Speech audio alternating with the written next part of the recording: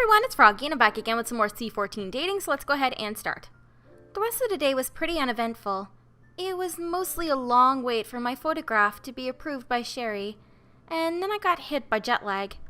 Despite my worries, Sherry said she would not deduct marks if I napped until dinner, although she did scold me for forgetting my journal. I scanned the tables and maneuvered to where Sherry sat. I scooted to a spot on the bench and silently stared at my meal. After a few bites, I poked at the pasta dejectedly inside. Now I really wish Paige was here, and we promised to do so many things together too. I glanced up hopefully at Sherry. I felt bad, but she was the only oasis in this unfamiliar place, and I clung to it. Not only that, aside from Kyler, none of the students greeted me, or even tried to converse with me. I guess it was obvious that I didn't attend the same university. Will I fit in? The question was more to myself, but Sherry overheard. Worried? The students here can be reserved, but I'm sure there'll be a few brave ones who'd like to practice their English with you. They're probably too focused from the lectures and the tasks right now. True. I'm sure once we're all used to the routine here, I'll have more chances to mingle. I ate with gusto, feeling confident now. When I finished, Sherry glanced at my empty plate. Here, I'll take that for you. Try to get some rest. Her concern cheered me up, and I chided myself for feeling anxious when I had barely arrived. I retreated to my tent. As I settled down contemplating about tomorrow, a musical tune disrupted the quiet night. It was quickly silenced, but I knew the catchy introduction theme to Ishtara Anywhere. I grabbed my 3DP. No, I didn't leave my system on or anything. Was someone else playing?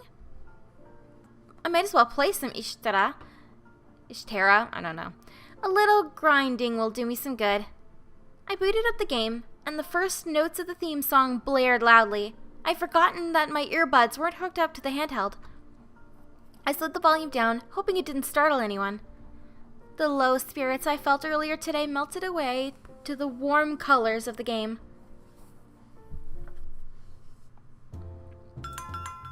Yay, I socialized successfully. Oh. Yay, I did it again! Oh no, they hate me. Sad. Dawn of the third day. And I'm enjoying a pleasant jog early in the morning. Since I don't know much about Corinne's, I stuck to the familiar path between the train station and the museum. When I returned, I saw people mingling in the open canopy. That meant there was enough time to eat breakfast before the trek to the cave. I swung a leg over the bench and settled into my seat. After pouring myself some apple juice, I grabbed an orange and began peeling it. Did you have a nice jog? Startled by the unfamiliar accent, I glanced upward, greeted by a friendly face. I did. It was a short one, though, since I don't want to risk getting lost just yet.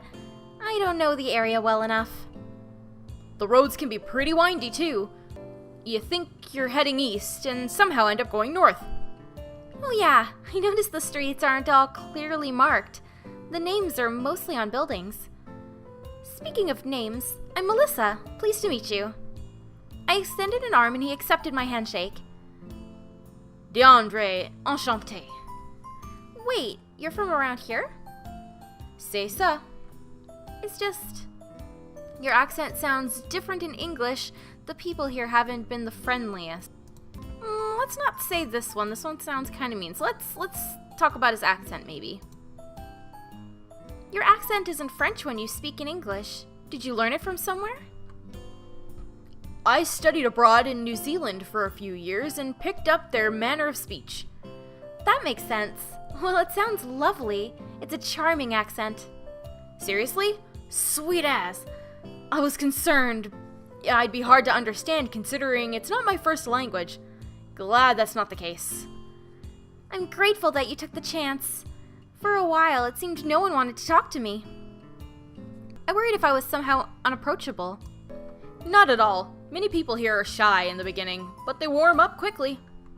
We were actually intimidated by your presence at first. Huh? Me?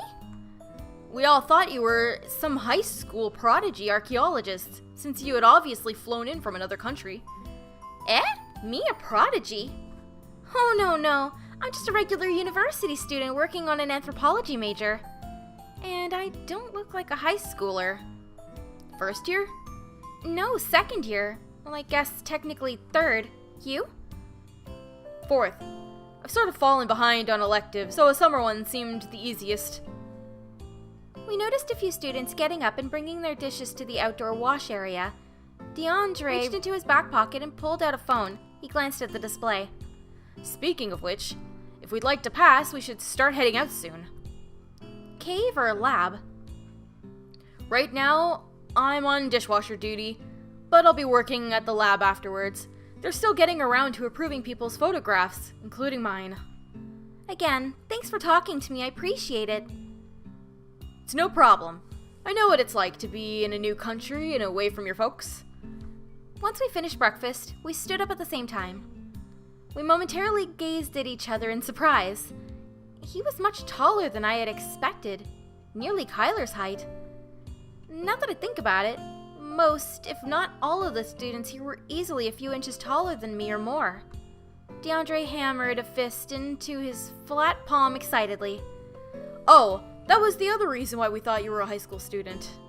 Hey, I'm only slightly below average height at home. Deandre grinned in amusement. When we left the canopy, I spotted a middle-aged woman frantically asking students something in French. What's going on?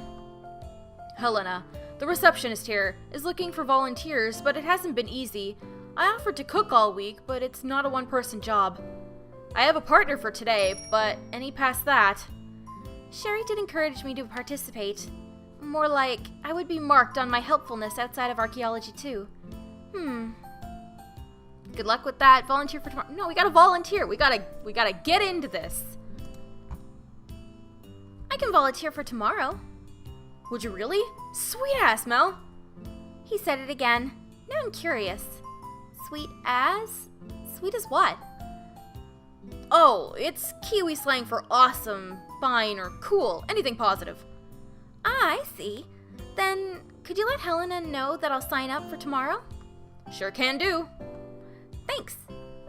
I'm glad that my photograph was approved. Now I can finally start digging. So, where do I start? From the top? Right. You start at the top and work your way back 25 centimeters.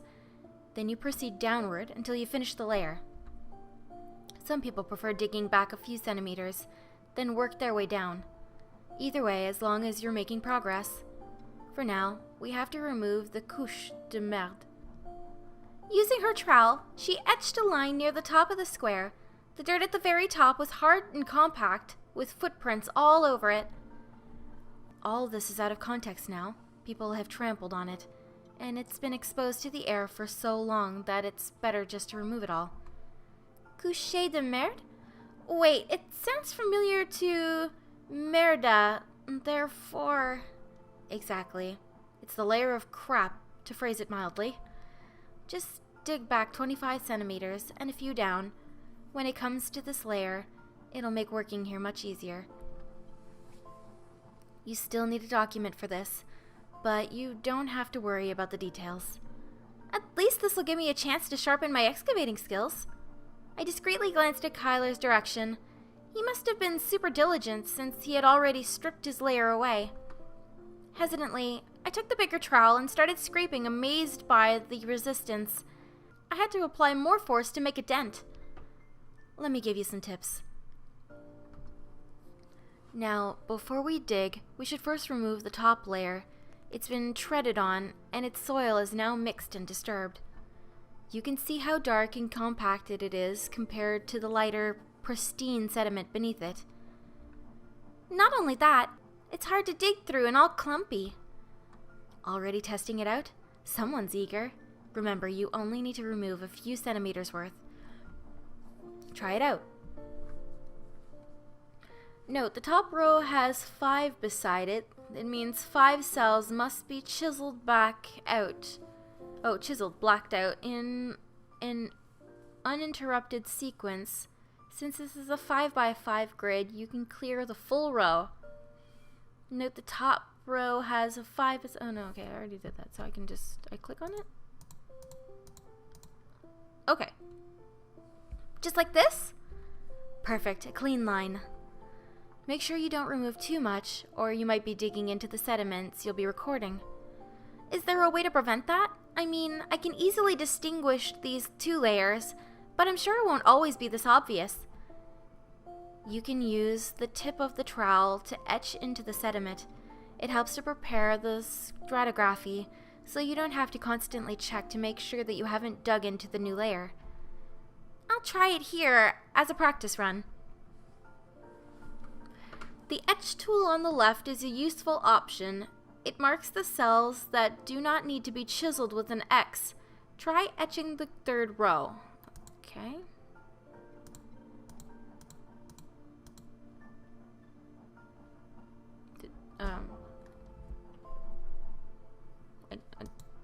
Okay. Alright, there you go.